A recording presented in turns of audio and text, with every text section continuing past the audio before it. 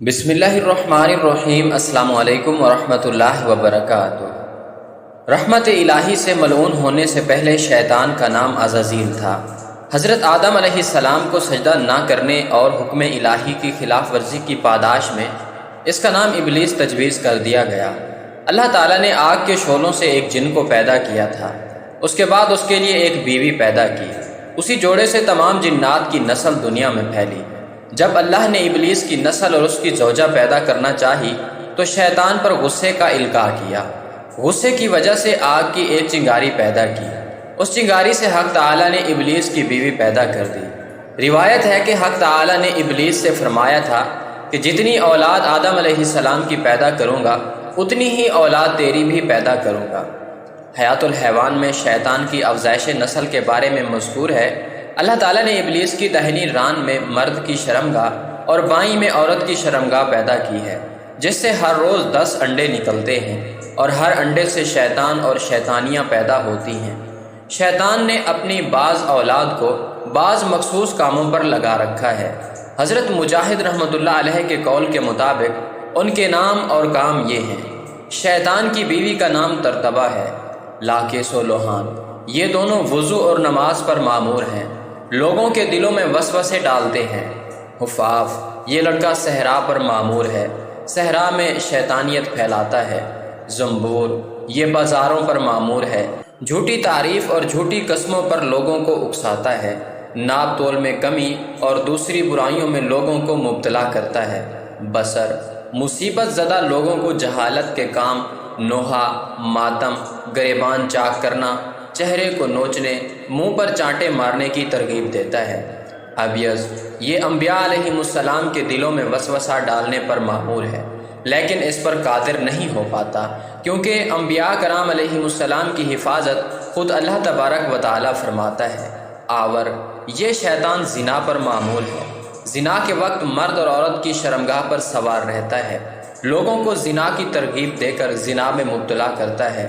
واسم، اس شیطان کی ڈیوٹی یہ ہے کہ جب کوئی شخص اپنے گھر میں بغیر سلام کیے یا بغیر اللہ کا نام لیے داخل ہوتا ہے تو وہ گھر والوں میں فساد کرانے کا سبب بنتا ہے، گھر والوں میں پھوٹ ڈلوا کر ایک دوسرے کا دشمن بنا دیتا ہے۔ متوس، یہ شیطان غلط اور بے بنیاد افواہیں لوگوں میں پھیلاتا ہے۔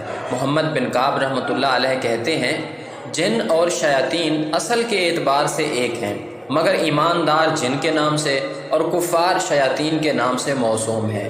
بخاری، مسلم اور ابو داؤد میں ابو لبابہ رضی اللہ تعالیٰ عنہ سے مروی ہے کہ حضور سرور عالم صلی اللہ علیہ وآلہ وسلم نے گھر کے سانپوں کو مارنے سے منع فرمایا ہے، مگر جس سانپ کی پشت پر 2 سفید خط ہوں یا وہ سانپ جس کی دم بہت چھوٹی ہو اس کو فوراً مار ڈالنا چاہیے۔ یہ دونوں قسم کے سانپ بہت ہی خطرناک ہیں۔ شیطان کے لشکر چونکہ 24 گھنٹے انسان کو گمراہ اور اغوا کرنے کی طاق میں لگے رہتے ہیں، اس لیے شیاطین کی مدافعت سے ایک آن بھی غفلت انتہائی مضر ہے۔ پھر چونکہ شیطان کا حملہ انسان پر ظاہری دشمن کی طرح کھلم کھلا نہیں ہوتا، اس لیے سب سے پہلے ان دروازوں اور راستوں سے واقفیت ضروری ہے جہاں سے وہ حملہ آور ہو کر کائنات قلب کو تاخت و تاراج کر دیتا ہے۔ یوں تو انسان کے دل میں شیاطین کے لیے بہت سے دروازے ہیں، پھر بھی ان میں چند بڑوں کا ذکر کر دیتے ہیں۔ نمبر 1، حسد اور حرص۔ حسد اور حرص میں انسان اندھا اور بہرا ہو جاتا ہے۔ شیطان جب ان دونوں میں سے کسی ایک یا دونوں کا احساس کسی قلب میں پاتا ہے تو اس کو دل کو تباہ کرنے کا موقع مل جاتا ہے اور وہ انسان کے دل کو گناہوں کے میدان میں لڑکھاتا پھرتا ہے۔ جس وقت حضرت نوح علیہ السلام کشتی میں سوار ہوئے تو شیطان ان کے پاس آئے اور کہا کہ دنیا میں لوگ 5 باتوں سے ہلاک ہوتے ہیں، میں 3 باتیں آپ کو بتائے دیتا ہوں۔ فوراً وحی آئی کہ شیطان سے 2 باتیں تو پوچھ لو، باقی 3 باتیں آپ سے غیر متعلق ہیں۔ شیطان نے کہا ان میں سے ایک تو حسد ہے، حسد کی وجہ سے میں بارگاہ الہی سے مردود و ملعون ہوا، اور دوسری چیز حرص ہے۔ اگر حضرت آدم علیہ السلام جنت میں ہمیشہ رہنے کی حرص نہ کرتے تو ان کو جنت سے نہ نکالا جاتا۔ یہ دونوں چیزیں بھی قلب بنی آدم سے شیطان کے داخلے کے اہم دروازے ہیں۔